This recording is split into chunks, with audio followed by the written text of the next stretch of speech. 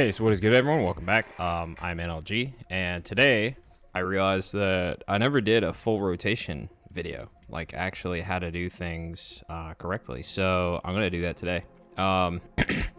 As always, I'm constantly updating my UI and macros, keybinds, add-ons, all that stuff is in my Discord. Just go to the general tab and then hit the pinned messages. I have a ton of stuff in there that you're gonna want. A lot of it is from Murphin, and you're gonna have to sub to his Twitch, but it's definitely worth it. He gives you a ton of stuff, and it's not just for Lock, it's also for other classes and whatnot. But yeah, this is my current classic UI. I'm not going to go over my entire UI because I just did that in that video, but you're going to want stuff like this for your rotation, for your actual like boss rotation. You have to have this spell debuff thing that shows all the debuffs that are on the boss. And then you also are going to want, don't invite me right now, boy, don't invite me. You're also going to want this boss percentage. Oh, this is bad. This needs to be target. Okay, never mind, it works. Okay. So you're also going to want this target percentage tracker, and you're going to want to be able to make it big. You're also going to want this Murphin thing. This shows all your Warlock stuff specifically. And then you're also going to want the Murphin equipped items one.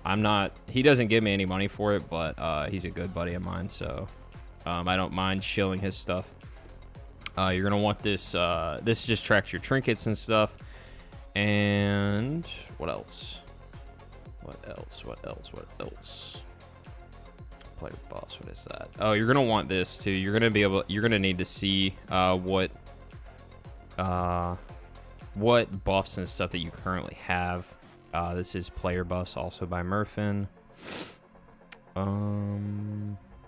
This one's kind of a gee whiz one. This is just it shows your current stats. Not that important. But one thing in the Murphin Warlock pack that you're going to want is this thing called Warlock Tweaks. So right here, this is going to show what buffs your current corruption has, and the damage portion is referring to damage percentage. So that is things like the Malygos Spark buff. That's things like Tricks of the Trade. So that's referring to that, and then the crit is referring to the different crit modifiers. If you look at my cursor, this is done by either Ret Paladin or Boomkin, I believe. No, maybe Ellie Shaman. And then this is Judgment of Wisdom. That's going to give you mana whenever your Shadow Bolt hits. I'm 99% sure that's how it works. This is your spell crit. So this is another important buff that you need to be watching.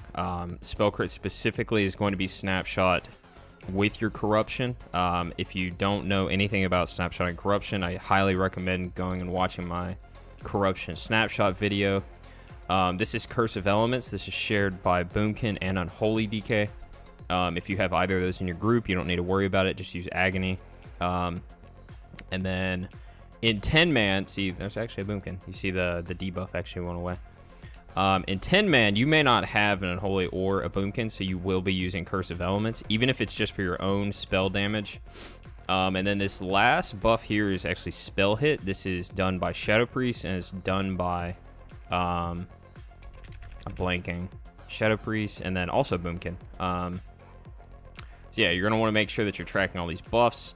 But specifically for the rotation, let's get into that.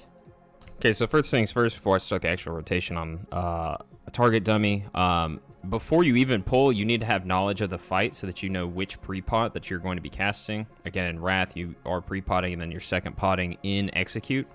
So the first thing that you need to know is that, and I have actually already done a video on that, but I'm going to just play the clip specifically about pre-potting and examples with pre-potting, and I'm going to put that in this video now.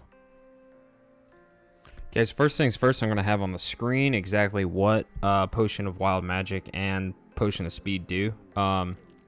Just know that the stats from Potion of Speed are better than Potion of Wild Magic, but there are various different... There's a lot of nuance on which one you're going to use on the opener. So I'm going to use this Thaddeus video to display a situation where you would use Potion of Speed on the pull, and kind of why. So I didn't actually Potion of Speed here. I didn't pre-pot at all. But on this fight, you would pre-pot Potion of Speed because this boss, this isn't the real boss. This is just a mini boss. And remember, you have to pre-pot because you're not in combat. But the whole point around wild magic is that you're holding that corruption with extra crit until the end of the fight. But this corruption is not going to stay there the whole fight. This corruption is just going to go away.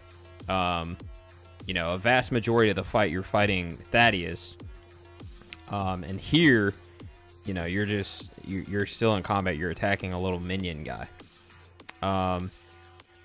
So right here, I would pre-pot Potion of Speed, and then my second pot, I would use it for my drain phase, which I end up doing right here. Okay, so this is an example of when you would wild magic on the pull. So Patchwork specifically is going to be a boss that lasts long enough to where getting extra crit on your corruption is going to outweigh the 500 haste that you have at the beginning. The other portion of the wild magic, the 200 spell power, also weighs into that, but it's mainly the crit that you're looking for. So right here, this opener is going to be with wild magic, again, because you're going to maintain the same corruption the entire fight, and because the corruption that you put up here will last long enough. So I'll show that now. So I wild magic, and then the second potion would be used in execute here. So as soon as this boss hits 25%, I get all my little buffs and stuff, and boom, I use my Potion of Speed in execute. Okay, so now that you have a good grasp on which pre-pot you're going to use for the opener, I want to show you everything that I do pre-pull to help you with my UI a little bit. This is one of my trinkets. This is Alu, this illustration of the Dragon Soul. You're stacking that up because this is going to give you 200 spell power for the pull. I also have my item swapping macro, which is in my Discord. I also have my engineering haste gloves here, and for the opener, so 5 seconds pre-pull, I'm restacking Alu. My stuff's going to come off cooldown. I life tap here. This is my life tap buff. This is going to give you spell power for Spirit as Affliction, and then you also have your tier 7 4-piece if you're in Nax. Okay, so I open with wild magic here because the corruption is going to last the whole fight. Let's go back a little bit and talk a little bit about these debuffs. So you see, come on, don't do that to me. Killing me. Okay, so you see at the top here we have a bunch of buffs and debuffs. So this is your spell hit. This is casted again by a boomkin. So ideally he opens with I believe Wrath into Fairy Fire, just so he can get his Eclipse. But basically, you're making sure that all your buffs are up. So you have your spell hit here that's going to go up immediately, and then you have Curse of Elements. Curse of Elements is going to be applied by the Boomkin's Wrath that he's casting, so that should hit before your Shadow Bolt. Curse of Elements is just increasing magic damage by 13%. It is not something that you have to snapshot with. You do not have to wait until Curse of Elements is on the boss to cast your corruption. It is only crit modifiers and specific damage modifiers such as Tricks and Malygos Spark, Iron Council, Rune of Power, things like that. So again, I have my wild magic going. I'm pre-casting my Shadow Bolt right here. So you still see this icon. This icon is the spell crit. Spell crit has not hit the boss even though you casted it. So you have to wait until the Shadow Bolt actually lands. Once it lands, then if you have your Tricks and you have all of your other crit modifiers, then you can cast Corruption. But in the meantime, while it's traveling, you may as well cast other abilities. As you can see here, I still haven't gotten my Tricks. This is a full 2 globals where, and people ask me this all the time, why do you UA, why do you Agony in the opener, and blah, blah, blah. Reason being is that this unstable affliction only lasts 15 seconds. It's not a big deal if it doesn't have crit modifier on the boss at the beginning. You could opt for another Shadow Bolt. I wouldn't do that. I would just get your UA going.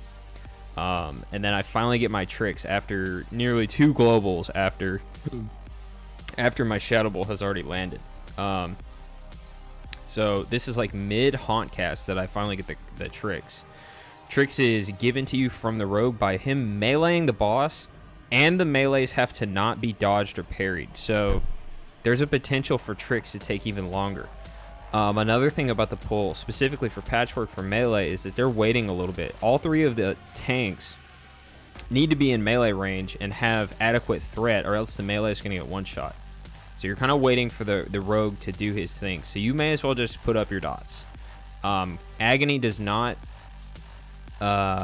benefit from any crit modifier. UA does, but again, it's not a massive damage loss if your first UA doesn't have crit modifier. So anyway, let's continue.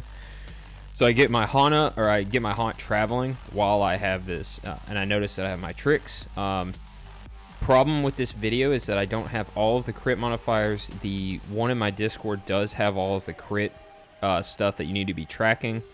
Very important that you know.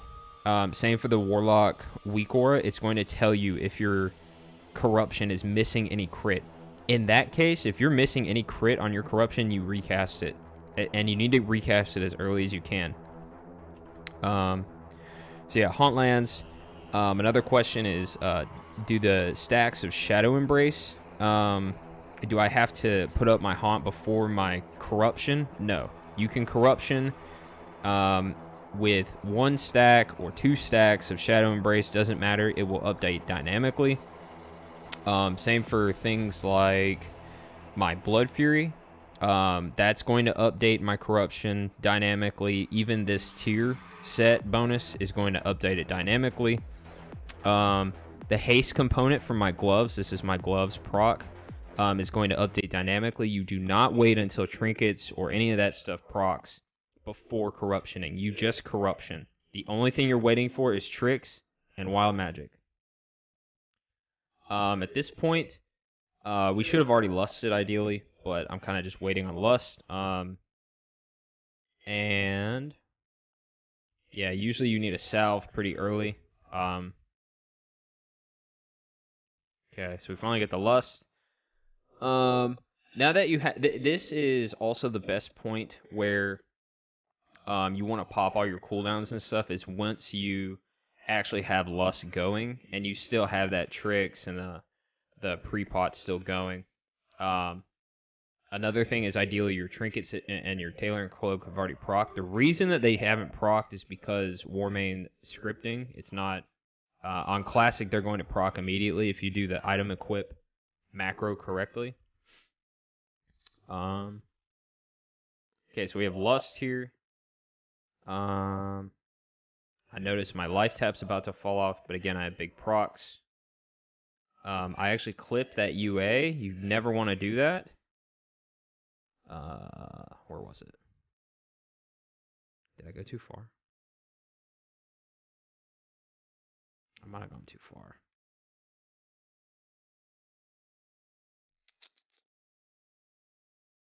But yeah, you never want to clip UA. The reason for never clipping UA is because UA only ticks every 3 seconds. So let's say, so it just ticked there. Now, let's say I clip this one early, which I think I do. I might have. But let's say you clip early. So it's supposed to tick on this last little millisecond. I actually didn't clip that. But it's supposed to tick on this last little millisecond. And that means that the last tick that you got was at 12 seconds. So if I were to recast this, not only am I wasting time that I could have casted a Shadow Bolt, but I'm waiting an extra 2 seconds after. Or I'm waiting that full 3 seconds before, and then I'm casting it, and then I'm also waiting another 3 seconds after it lands for it to even tick again. So I'm essentially losing my ticks. This Agony you never want to clip. The Haunt there was early. That is completely fine. You never want to lose Haunt on the boss, but you also want to get as close to the boss as you possibly can. Reason I'm not that close is because I don't have my threat meter set up correctly, and I don't know who's the third highest on threat, and Patchwork specifically hits the top 3 highest threat, so I don't want to move into melee. Anytime you have to move, you do it during life taps, or you can rocket boot to get closer. Ideally, I should literally be in this boss's ass right now, but I have no idea because I don't know my threat. So I get an eradication. So I don't have a mana bar here. The Warlock pack does. That's one of the modifications that I made in my UI. The way that you life tap, and I'm gonna put an image up here. The way that you life tap is you're staying low as fuck on mana the whole time. The reason for this is because you never want to be out of mana to the point where you can't cast a spell, but you also don't want to over life tap. You should be finishing the fight with 0 mana in a perfect world. So you're life tapping throughout the fight, just enough to where once the priest starts casting Mana Hymn, which is called Hymn of Hope, I'll also put that on the screen. You're trying to snipe some of those mana regen portions of the Mana Hymn, so you always want to remain low mana. Yeah. So we're at 50% or so.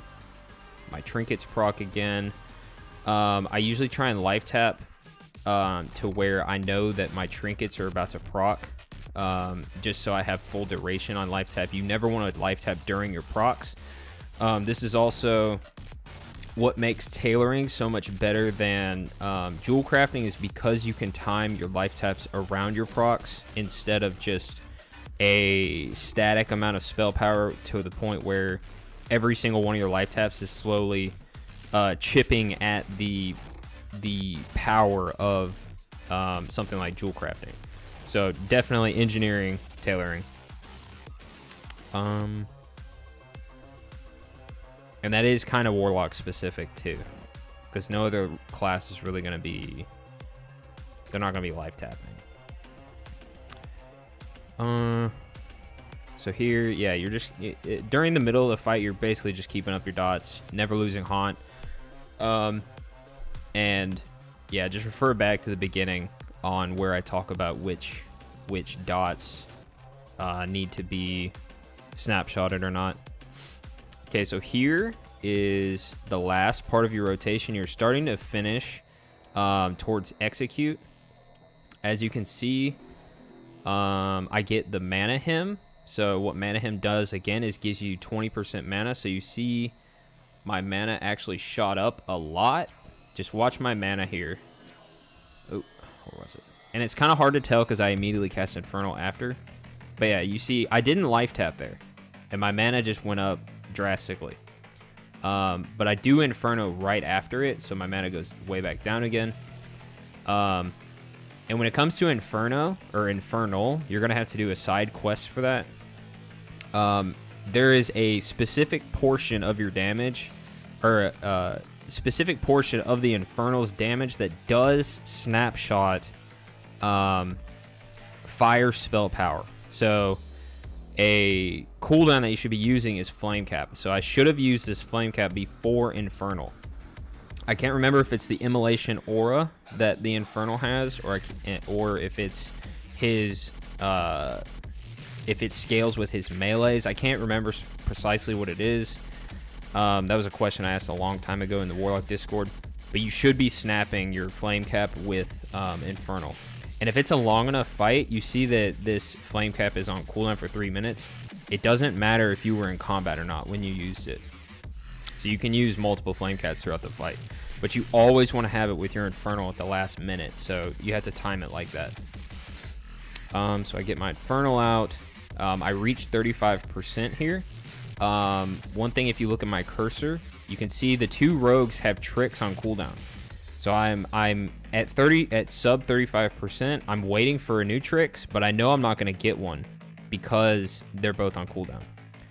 So I'm waiting. So I'm not casting Corruption here, or I'm not casting Corruption because Death's Embrace is a 12% damage increase, and that Trix I got on the pull is a 15. So Trix is better as it is right now. So until I get this new Trix, I am not casting Corruption. Okay, so the Trix are off cooldown, so I should get it soon. Okay, so I get that Trix sub 35%. As you can see, I get it super late. This is not atypical. You know, this happens pretty frequently when rogues mess up their timers, or at least don't pre-plan. So I don't have a spell replay add-on, but what I did in that order is I put up my UA and Agony again, and then I recasted that Corruption because I got the Trix, and now I have Death's Embrace as well. Okay, so we're approaching 25% health. I'm spamming for salves because I have no idea how my threat is, and I'm also ready for the drain phase, which comes sub 25%. This is when you should be getting your power infusion, and you should be using your haste pot. Ideally, your rogue is still trixing you throughout this, but that doesn't always happen.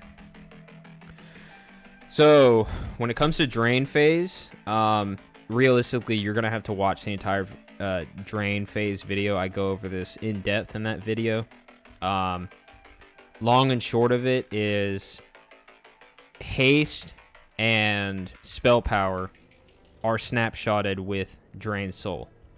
So I'm right now, if I go back, what this drain is holding a Trix, so that's 15% damage, and then it's holding around 35% haste because of my power infusion and because of my haste potion. So I definitely don't want to cancel this early. And then again, in drain phase, you never lose haunt. You don't want to lose unstable affliction. I actually clipped this. Oh wow, I actually didn't clip that. Wait, okay, never mind. Yeah, of course I didn't, because I didn't fucking cast it. Anyway, once we're in execute, I opt for a 1-to-1 ratio. I say this in the video, but basically if you have 15 seconds left on the boss, or 15%, you're probably safe doing a 15-second dot. Same for Agony. So like, I wouldn't redo Agony at this point because it's not going to do its full duration. And then on this drain, I'm holding PI, Haste Pot, and Dying Curse. Dying Curse is like at least 20% damage increase. And then again, these are about 35% haste combined.